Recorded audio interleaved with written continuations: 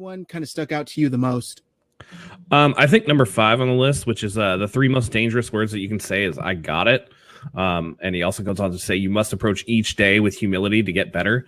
And I think that's one of those things where, after enough time in the NFL, when you become comfortable with something, when you've been in a system for a while, it's super easy to get complacent. Coach tries to tell you something, you're like, "Coach, I've done this before. I got it.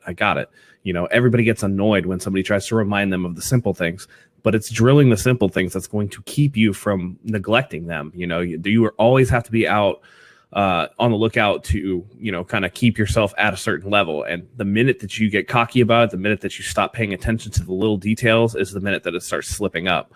I think it's really easy, especially, these guys are used to being the best of the best. High school, they were the best player on their team. College, they were probably the best player on their team, and the NFL, so on and so forth. And you get into a comfortable spot and you've done it enough times that you feel like it's second nature to you. And in a lot of ways that it is, but it's really easy. And we've seen it before. Some of these quarterbacks that go to work with these footwork gurus or these arm slot gurus or these quarterback coaches that are, incredible. A few years ago, we had that with Colin Kaepernick had done that. He had seen this guy that was like going to fix his throwing motion and, all this stuff. And then as soon as a live game happens, you just revert because, you constantly have to drill those things into yourself. And it's really easy to lose that in the heat of the moment. So for me, that one's the most important. What about you, Zach? I just want to say quickly, I do agree with you. That was a huge one. When I was going through the list, I thought that's such a key aspect to focus on, especially when you're in NFL. I like what you touched on there, that these guys are the alpha dogs. They're the top of the top, at their position, at what they do. So it's super easy to kind of get complacent and think I don't have to try too much harder. I already know what I'm doing. For me, I really liked number 6, which was the NFL is a precision league. Every detail matters. How many times have we all heard the NFL is a game of inches? And I mean, we hear it because it's true. The smallest detail could turn into the most, monumental mistake, which could, have a drastic impact on that game, which could then have a drastic impact on the season. So, I mean, just think of Dre Greenlaw. If you let him into the end zone, the 49ers postseason is completely different. They don't get home field advantage. They don't get the bye week. Who knows how differently that would have played out? So just every single detail matters. And when you're, playing this huge game, you can kind of get lost in the mix, but I think it's very important to hone in on your craft and focus on every single aspect of what you do, know why you're doing it, and know, what the guy next to you is doing. Every single thing you need to do, go down that checklist every single time, because if you miss a couple of those boxes, suddenly you're a huge liability for your team, and these other guys are striving to kind of make up for your deficiencies. And that's definitely not what you want to do as an NFL player. Matt, what is, I know you kind of went through this list on your own, but what does this entire list tell you about Coach Saleh and just his style? Well, to your point, the same thing could be said about that Atlanta Falcons game. If we keep them out of the end zone, that, it was right there on the line. Then the Falcons don't, and then week 17 is a non-starter. We've already locked it up, So again, the NFL, it really is precision. What the list tells me overall is that Robert Saleh is a very detail-oriented guy. He's a passionate guy. Some of the others on his list are invest in your team. You want to buy into your team and, be a team player and, all that kind of stuff. Again, he admits that the process is hard, that being a coach is hard, being a player is hard. It's all about keeping your head down, your nose to the grindstone, and always working on those details, all those little things. And, if you can work on those, it's kind of like one of those things where, practice and game planning should be so hard that when it comes to Sunday, when it comes to the game should be easy. I equate this to the UFC, where it's like fighters train in their training camps and they break themselves down in their training camps so that when they get to the real fight, that's the fun part. That's when you get to go out there and show all that hard work you've put in. And, it goes back to, hey, if you're up at 5:00 to train, there's somebody maybe that's up at 4:30, and you just got to do the most that you can do to get yourself prepared and to make sure that there's no excuse. If another team beats you, it should be that they just were better that day, not because you didn't prepare enough, not because you weren't paying attention to the details. And I think Saleh approaches it that way in his coaching styles, to where if the team did everything that they could and they just got beat, I think he can live with that. But he can't live with players coming unprepared or even being unprepared himself. And it shows with just the passion he has every week on the sideline that he's there, he's in the moment, he's prepared, he's put everything into it that he can. And, win, lose, or draw, he's coming out there to kick some ass. Yeah, definitely. It's about doing all you can do to make sure that you're not the reason why your team lost. Obviously the NFL, it's a team sport. No one player is, responsible for a loss or a win. However, there are certain times where you could put your team in a position to lose because you didn't do your job correctly. So I totally get what you're saying. For me, I thought it said a lot about just his approach to not only coaching, but as a leader. A great leader has structure in place, has all these processes in place to where not only lower coaches, positional coaches on his staff, but also the players know, even if Saleh is not here, we know what he expects of us. We know what we come in to do every single day because the structure's already here. And that's what the best thing any leader can do is set your players, your employees, whatever level you're a leader of, set them up for success. Do everything you can to make sure that they have every single step there, all the tools necessary. And even when you're not there, they can still get the job done. And I think that's really what this what this list says about Coach Saleh, is that he's doing everything he can to make sure that the tools and the equipment, whatever these players need, is there. And they can, take it, use it, do whatever they need to do to find that success on an individual level and on a team level. So I just thought that it was a really good insight into how he operates as a coach and a leader. Kind of a little bit off topic, but go ahead. Yeah, and he's like that high school coach that everybody had. He's a living embodiment of the high school coach that says football is like life, basketball is like life. There are lessons to be learned that will carry over into both, and it seems like he really lives that. You hear it, it's cliche, but he lives that cliche and he makes it into something that instead of sneering at or not taking seriously, he's bought in 100%, which means his players buy in 100%. It's one thing to talk, but he walks the walk every day. And you see it again. He's so fired up in everything that he does, and he's so detail oriented in everything that he does. And this just kind of backs up my belief that Robert Saleh should be on the short list for a team to hire as a head coach, because it's just the way he approaches the game. He's going to be one of those guys that can go far because of his approach to the game and the detail and the care that he places into his game plans and preparing his players, to go to battle on the football field. It's so funny you said that. Was literally going to be my next question. Do you think that this proves that he's almost ready, if not already ready, for a head coaching position? And I think I just got your answer. He should definitely be considered. And it would be a big loss for the 49ers, but I would like to think they'd be able to overcome that and find a guy who's able to step in and fill the void. But, I say hold on to Robert Saleh as long as you can. This guy has succeeded at just about everything he's done in life. He came from like an investment banker or something like that, if I remember his story correctly. And just the fact that he's able to just have success at every level of where he goes, no matter what career field he's in, I think speaks to him as a person more than anything, because that goes down to the type of person and their work ethic, how they come in every day, clock in, clock out, do whatever they need to do to succeed.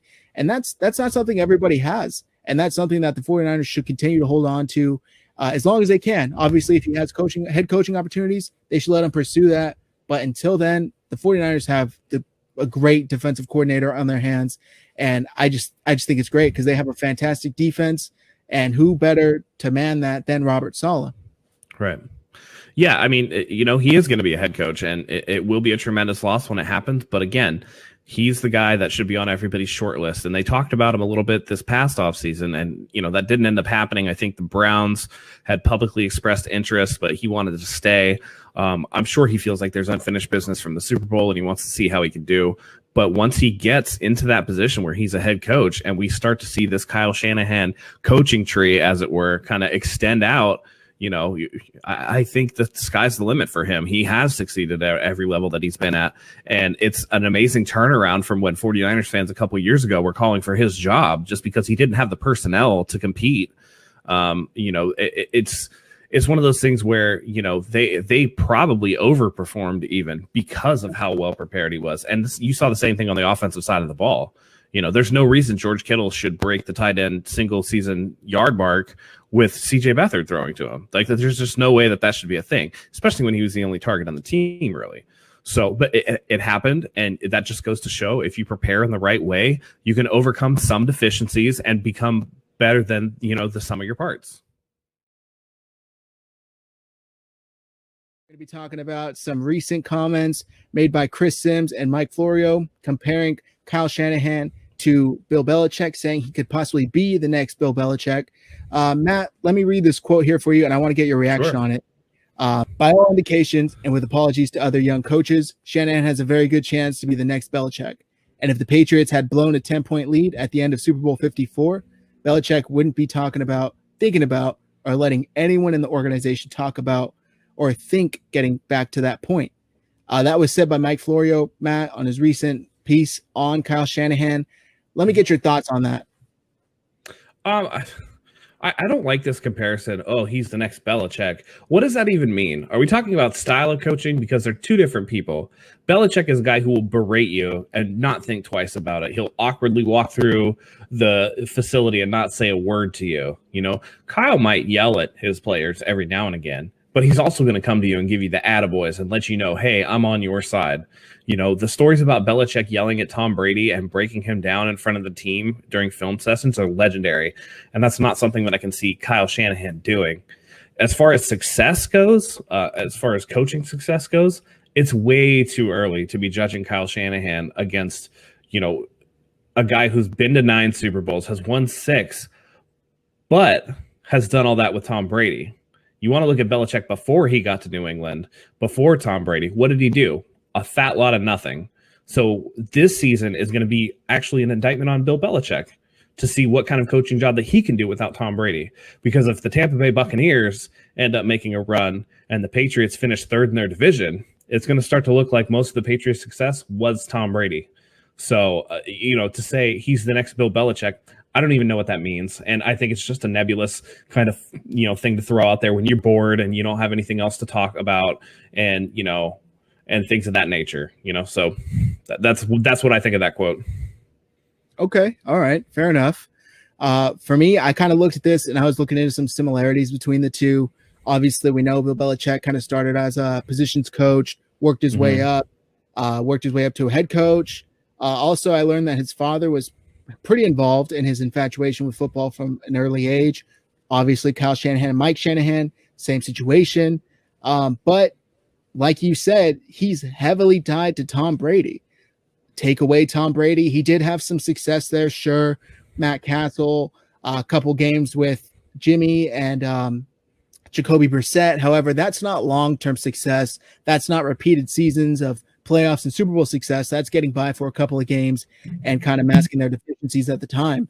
So it's really, I don't even know how to approach this because, like you said, Kyle Shanahan's the next Kyle Shanahan. He's the current Kyle Shanahan. He's not the next to anybody else. And to hold him up to that high of a standard with in his first couple of years as a head coach, it's unfair to him because that's like saying, hey, maybe this little actor in this show could be the next Robert De Niro or something. It's like, whoa, pump the brakes here. We're talking about one of the greatest coaches ever and a guy who has some potential. Don't get me wrong. Kyle Shanahan's one of the brightest, most innovative minds in football today. However, you're holding him up to the highest standard and saying if he falls anywhere short of this, he's a failure essentially. So although I do think there are some similarities, at least on their come up in early on in their careers, that's where you got to end it. You can't continue to compare the two right now, especially because two totally different eras that they're coaching in. Although Bill Belichick is still coaching, when he started off coaching, when him and Tom Brady started having success, football looked a lot different than it does right now. So it's just hard to tell. But, Matt, let me ask you this. What would Kyle Shanahan need to do in order to be the Bill Belichick of this era, if that makes sense? I mean, of course you're going to have to win games. But again, it goes back to what do you mean by the next Bill Belichick or the Bill Belichick of this era? Bill Belichick, the year before Tom Brady got there, went 5-11 with Drew Bledsoe. And Drew Bledsoe is no slouch. Yep. Before that, he had a cup of coffee. I think he had a hiring conference with the Jets and didn't do anything there, but he got fired from Cleveland. We're going to see what he does. But, these comparisons to Shanahan, I mean, Belichick's a defensive guy. Shanahan's an offensive guy. Shanahan's dad won Super Bowls. As far as I know, Bill Belichick's dad did not. And that's not to say, that Bill Belichick's bad, because he's an awesome head coach. I mean, everybody knows what he's done. It's just comparing it. They're two totally different situations. They're two totally different people. And I'm not going to be, one of these famed internet 49ers trolls who's going to capitulate and agree with Seattle Seahawks fans on maybe he didn't deserve the extension when he did, because he did a fantastic job last year. And, he before that, he did more than anybody thought he could with nothing. So he is a great young coach. He is a great young mind. And all he can do, instead of being the next Bill Belichick, is be the first Kyle Shanahan.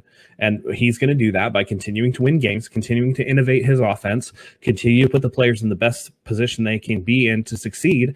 And, anything beyond that, I think, is just people just talking. I totally agree with you there. It's just purely speculation. And I don't think it's any shock that it comes out at this time of the year, off season. Everything's completely dead. There's no news going on in football for the most part. It's one of those think pieces that are kind of thrown out there to get people talking, get the clicks. And I don't want to necessarily call it clickbait, but I mean, essentially that's what it is. Yeah. So, I mean, although it's sort of a compliment towards Kyle Shanahan, it's just two completely different things that you're holding up. It's apples and oranges. I mean, you can't really compare the two. And Kyle Shanahan obviously is going to be a great coach. I don't think that's any, hot take to say. He's already accomplished a lot in his young career. I think he still has a lot of success ahead of him, but I just think that you should leave Bill Belichick in his own lane and Kyle Shanahan in their own lane, because like we've said repeatedly, they're two different coaches, two different coaching styles. And I think I really like what you touched on there in your first response, was that there are numerous stories of Belichick embarrassing players as high caliber of Tom Brady in front of the rest of the team and film review sessions, stuff like that. He'll call out the best player on your team, and they kind of make light of it and say, to let you know, nobody's above getting Bill Belichick's wrath. But it's like, you're embarrassing a player, you're breaking them down, and there's really no need for that. And on the flip side, we see players constantly talking about how cool and collected Kyle Shanahan is and how much they enjoy coming. I mean, when Emmanuel Sanders came over, he was raving about how cool his head coach is. Hey, my head coach wears Yeezys, and although that's not his coaching style, but it's like, it just gives a little insight to the type of person Kyle Shanahan is. And I think that's the best thing you can be as a head coach, is being relatable, being approachable, being somebody that players feel comfortable going to you about and saying, hey, coach, maybe this on this, whatever the case may be. Whereas with Bill Belichick, we all know the slogan, the Patriot way. You got to do things Bill Belichick's way or get the hell out, which we recently saw with Tom Brady. So I just think that it's completely different. Kyle Shanahan's open to learning. He's more open-minded as a coach, whereas Bill Belichick's stuck in his ways. And it could be an age thing. Who knows when Kyle Shanahan's Bill Belichick's age, and if he's accumulated as much success as Belichick has, maybe he'll have that same mindset. Maybe he'll say my way or the highway. But for now, he's having success as a young head coach, and he seems like he's willing to adapt, and he's willing to hear his players out. And I just think that's the major difference between the two. But yeah, I mean, Matt, is there anything else you want to touch on here? I mean, no, you hit the nail on the head. That's the difference between Bill Belichick being, pushing 70 and Kyle Shanahan just turning 40 years old. Kyle Shanahan's a lot closer to his players in age, that the relationship is, going to be a lot more affable, and they're going to be able to relate in a way that, especially in 2020's climate, is very important. Gone are the days where you have the head coach where it's just my way or the highway sort of thing. And that's what Bill Belichick still kind of adheres to. And frankly, that's the reason why Tom Brady left. Let's be honest. He got tired of Bill Belichick just demeaning him all the time. And if you can push away, probably by accomplishment, the best quarterback of all time, then, that doesn't, that's not the kind of coach you want. And yes, the success is great, but it always comes with a cost at the end. So for me, the fact that Shanahan is much more personable, much more relatable to his players, it bodes well for the long-term future of Kyle Shanahan. I just want to know, what did you have in mind? So we have some fat in the strong areas of this team. And we have some players that may, have been disappointments so far.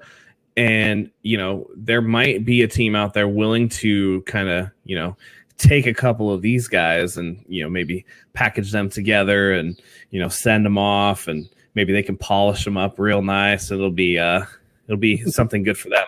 But my trade proposal is sending Solomon Thomas, Dante Pettis, and late round, so like a 6th round pick, to the Las Vegas Raiders for center Rodney Hudson. Wow. And the reason that I want to do that, it's not a sexy trade. It's, but it does fill an area of need. Right now, the 49ers are very thin at the interior offensive line position. Weston Richburg is a good player, but he's been hurt both seasons that he's been here. He's not getting any younger. And I think moving him off of the ball over to the guard spot and take over for Ben Garland would be a win for the team. So you slot him over in the right guard. Laken Tomlinson can still kick out at the other guard. That's fine. Then you have Justin School and Ben Garland that can rotate in and give some relief. And we can get back to, the pounding of the ball that Shanahan loves to do. Hudson is entering his age 30 season. He's a 3-time Pro Bowler. He's been the captain of the Raiders. He might be the best player on that team.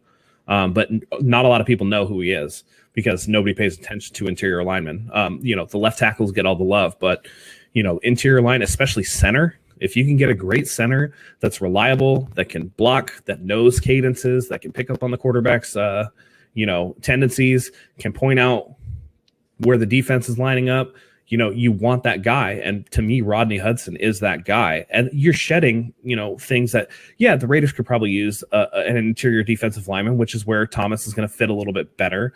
And John Gruden loves his toys, and I think he could see Dante Pettis as somebody, he's a burner, man. He's got that speed. He's going to be, that was a terrible impression, but, point still stands. He's going to, try to maybe shine Dante Pettis up a little bit, give him a little bit of that tough love. A lot of people see something. There was a reason why he was a 2nd round pick. It's not like he doesn't have talent. So, do I think that's going to happen? Obviously not. This is just, wishing well kind of sort of things that we're doing right now. But for me, that would be the move that I make, to shore up a weakness that the 49ers have, while also not, crippling us too much in other areas. We're taking from positions where we have an abundance of guys and sending that out the door for something that we really, really need. So that's where I'd go. I like it. I really like it because, like you said, the interior line for the 49ers is relatively thin, especially compared to other positions on the team, like wide receiver, like defensive line. And these guys are a couple injuries away from being completely ravaged and left kind of shaking their head and looking around at the position. So I like that trade a lot. For me, it's more of a, I guess you could say, wish than a reality. But if we're talking hypotheticals here, I'm going to do a strictly one player for one player. I would send Dante Pettis to the Jets in return for cornerback Pierre Desir. And just like your trade, it's not a flashy, sexy trade. However, the 49ers are thin as well at cornerback. And after this year, a lot of that secondary is, free agents, either restricted or undrafted, restricted or complete free agents. They're still likely to leave. So I think the 49ers could get a starting caliber corner in Pierre Desir. And, he was signed to a cheaper contract. I believe it was like 1 year, $5 million with the Jets. That's not much money. The 49ers could afford that. They could make their cap space work. And I'm sure they could definitely value a player like Desir, starting either outside of Sherman, or depending what happens with Ahkello Witherspoon, they could be the two moving forward after Sherman either moves to safety or leaves entirely. So I just think that would be a great trade for the 49ers to make. Because of Dante Pettis, last season towards the end of the year, he didn't really even get on the field. I mean, he was in sweats and a hoodie for the Super Bowl. I think that's telling more than anything how they value him and how they view him right now. Now, is he still a young player who could still improve on his game? Yeah, of course. But I just think the 49ers are at a place in their Super Bowl window to where they can't afford to have players on the roster that are still kind of making that improvement and still kind of trying to get onto the field. I think they need players counting against that 53-man roster space that can contribute day one every single snap. And to get a guy like Pierre Desir from the Jets, I think that would totally make that happen. Matt, what do you think about that? Do you think Pierre Desir is a valuable trade candidate, or do you think it's not even worth it?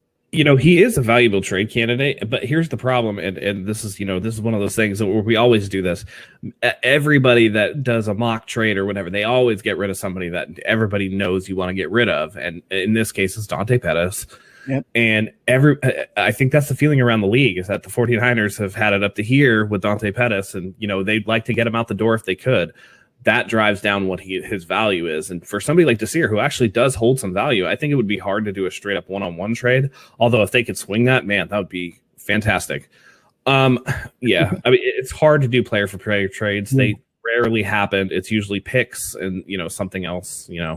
So for me, I think both directions that we're going could improve the team. It's just a matter of is that a realistic trade? Maybe, maybe not. Everybody's like, hey, put it in Madden. Maybe if Madden says it's good, then it's good.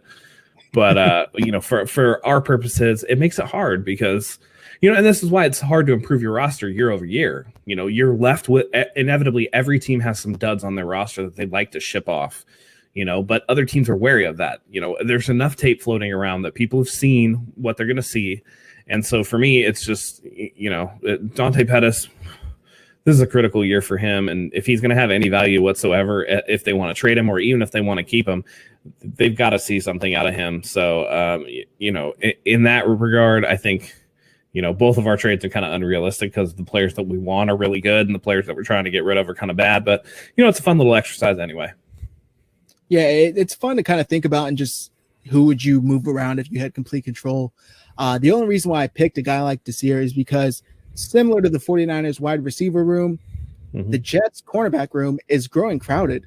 They added a few more guys this year in the draft. They had a couple of guys re-sign. They brought in a free agent, I believe. So although he's starting caliber, he may be getting squeezed out by guys that they value a little more, that they gave a little more money to, that have a higher draft capital. So it's just something that I thought could possibly happen. Yeah. The 49ers in all reality would probably have to package a pick along with Dante in order to get him in return, but it's just something that I think could definitely happen. As far as your trade scenario with Rodney Hudson, he's definitely one of the better underrated centers in the league. Nobody talks about him much, like you said, because it's not a sexy position, but he's done really, really well in his career. And the 49ers were able to swing a trade and land him in return for Solomon Thomas and Dante Pettis. Did you? You packaged a late pick with that too. And like a fifth or a sixth, yeah. And that's why I did that, because Solomon Thomas and Dante Pettis on their own have almost no trade value. They're filling space. To me, again, like you said, and like I said, Rodney Hudson is not a sexy pick known to fans, but I guarantee you every personnel director and scout and GM knows who Rodney Hudson is. He's a guy that you have to pay attention to when you go up against that Raiders team, because again, like I said, I think he's the best player on their team.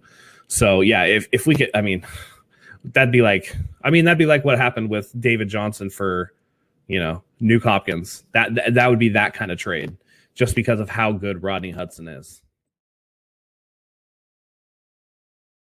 Matt, 7th round picks rarely make the team. Looking back a couple of years, I think Adrian Colbert was kind of the last notable one to make it. What does Jennings have to do in order to make this team? He has to show out and step up when people are absent. Debo is injured. Trent Taylor is still working his way back. We don't know what Jalen Hurd's going to offer, so the opportunity will be there. It's just a matter of him taking advantage of it. You're talking about a guy who's 6'3", he's about 210 pounds, not especially fast. He ran a 4.7 at the combine. Had a good season last year for Tennessee. But for me, he kind of, fits into that like big slot, put him in the slot. Maybe he gets a matchup with a linebacker, somebody that he can take advantage of, because he's not going to beat you deep. You're going to have to work him underneath or work him in the red zone where his height can kind of, get him a little separation. Maybe he works on those fade routes or something like that. But that being said, it's going to be really hard for him to make the team. The wide receiver room is pretty full. You have another rookie wide receiver coming in, Brandon Ayuk, who he's most likely going to start. If not right away, then, not more than a couple games in is he going to get a lot of those reps, especially with Debo out. It's going to be trial by fire for all the receivers in that room. So for him, it's hard because, Jalen Hurd is the bigger, faster, stronger guy. Juwan Jennings is like Jalen Hurd light. And provided that Hurd can stay healthy, what do you do with Jennings? Like I said, maybe a big slot guy, maybe a red zone guy, but it's going to be really hard. And for me, I kind of see him making it back to the practice squad, probably best case scenario for him. Yeah, I think the thing that you touched on there that I really agree with is Jalen Hurd. What happens with him? I think the only way, I don't want to say the only way, but the biggest possibility he has to make this team is, unfortunately, if Jalen Hurd does not return healthy. If he's not able to play at a high level or play at all, then Jennings has a pretty good shot at making the team, mainly because they're similar styles of play, and there might not be room for both of them. They're big guys who could play out of the slot, essentially a tight end sized wide receiver, maybe not the fastest, but he can do a lot with the ball in his hands. And I just want to read this quote real quick from Kyle Shanahan when he was asked about Jennings. He said, "When you watch this tape, a lot of people in the league are going to love him. He was one of our most favorite guys to watch. He's a bulldog. He usually plays in the slot. I feel like he could probably play linebacker if he wants. He's willing to fight everybody out there. He fights for yards. He makes plays. And there's a mindset to that guy that you don't have to talk to him to hear about." So obviously the coaching staff values him. They value his style of play, which is kind of do anything and everything you can to get the yardage, to get the extra touchdown, whatever the case may be. But Shanahan also did stress that the fact that he's a 7th round pick means he's going to have to work just as hard, just even harder, I should say, than any other pick to earn a roster spot. And like you said, he's 6'3", 215. He's a big target, and coming into the slot, he could present a mismatch for defenses because he's bigger than, relatively most corners and safeties. And he's physical enough to kind of play through the physical play from linebackers. So if the 49ers do see him, I think that makes sense because, or excuse me, do keep him, that would likely be why, because he can present a mismatch. But I think, unfortunately, it likely comes due to a guy like Jalen Hurd not being up to par as far as where they want him. Do you think that's the only scenario in which they keep both of them, is if Jalen Hurd isn't really ready? Yeah, pretty much. And you hit the nail on the head that, there are special packages you can bring him in for. But if Jalen Hurd is healthy, Jalen Hurd checks the box way more than Juwan Jennings does in those situations, because Jalen Hurd is an outstanding athlete. And that's not to say Juwan Jennings is a terrible athlete, but he's below average, and that's part of the reason why he slipped. One of those Shanahan quotes was also that he was surprised to see him fall into the 7th round.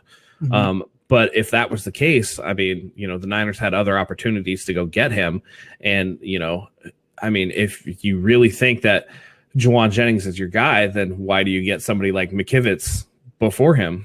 If that's your guy. And he's slotted about where he was supposed to go.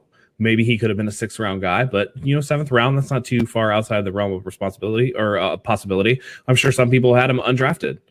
So for me, it's just, if you're going to have a package for these special plays, it has to be to a dynamic player, because the problem is when you have somebody like Jennings, who again isn't going to beat you and burn you deep and not going to do a ton of things that Jalen Hurd can do, it just makes it easier for the defense to prepare. It's like when you have a specialist who's not really that special at something, when you put him in the game, the defense goes, oh, well, we know what this guy's going to do because we've seen this before. And it's not like, even if we know what's coming, it's not like a Tyreek Hill who's like, oh, okay, well, you can't stop me anyway because I'm just so physically dominant and so much better as an athlete than you are that I'm going to do what I want anyway. It's going to be a thing of where if you put him in the game and you know what's coming, you can take him away. And that, above all else, he could be a dog, he could be the hardest working guy in the room, but at some point talent does matter. And again, there's a reason why he went where he went. I mean, yeah, like you said, they were surprised that he lasted that long, but they also had the opportunity to take him earlier if that was the case. Now, let me ask you this, Matt. Do you think that their selection of Jennings says anything about their confidence in Jalen Hurd to come back at fully healthy? No, they're I mean, again, other than physical size, they're completely different players. They're not, Jalen Hurd is an athlete, and Jalen Hurd's making the transition from running back to wide receiver. Again, that I think I've already heard reports that he's cleared to do physical, activity on the field. He can do, workouts and stuff like that. He's probably going to make it back. So for me, no, I don't. It's just at the 7th round, what are you really choosing between? You know what I mean? That's like saying, hey, we like Raheem Mostert and we like Tevin Coleman, but we're still going to bring in these undrafted guys. That doesn't mean that there's anything wrong with the guys that are in the room already. It just means that you're hedging your bets. Maybe a guy goes down, maybe something else happens. And again, we've seen the injuries hit the wide receiver room already. Bringing in a guy like Jennings when you don't really have anybody else on the board, that to me says we're picking BPA. We're picking the best player we think is on the board, regardless of position, regardless of need. It's the last guy that we have. Maybe they looked around at the other players and were like, we don't really like any of these guys, but we do like this guy, and we thought he may have gone earlier. We'll just take him now. We know we have a crowded room and he might not make it, but without anywhere else to go, without the knowledge of who these other players are, this is probably our safest bet. So it's really just about building depth and having that piece in there just in case. Maybe give a guy a look because he could surprise you. You never know, but I don't think it's an indictment on Jalen Hurd or their confidence in him coming back this season. Okay. Yeah. And, I agree with you. I think at that point in the draft, you're kind of throwing darts in the dark and hoping that one sticks. And likely Jalen Hurd, they knew the name, they liked who he was, and they were kind of just hoping that would work out. And if not, hey, it's a 7th round pick, no harm, no foul if it doesn't work out. But if it does, they look like geniuses because 7th round picks rarely work out in the NFL. Mm-hmm. So, I mean, unfortunately, guys, I just don't think that that a guy like Jauan Jennings will last. He might be a practice squad guy, like Matt said. That's my guess. Yeah, this receiver room is crowded as it is. We're talking about guys like Dante Pettis not making it, and he was a 3rd round pick not too long ago. So it's just, it's tough. Exactly. So, and we constantly forget that they signed Travis Benjamin. Every time we talk about wide receivers, I forget that Travis Benjamin is in there, and Travis Benjamin is an athlete. So, I mean, to me, again, it's just where does this 7th round pick fit in with this group of athletes? I mean, and say all you want, even Dante Pettis is an athlete. That kid is fast. He's got great feet. He could run routes. It's just something with his head. But for Jauan Jennings, again, when you have all these athletes, if they're on point, he's going to look slow standing next to them, and that doesn't bode well for him.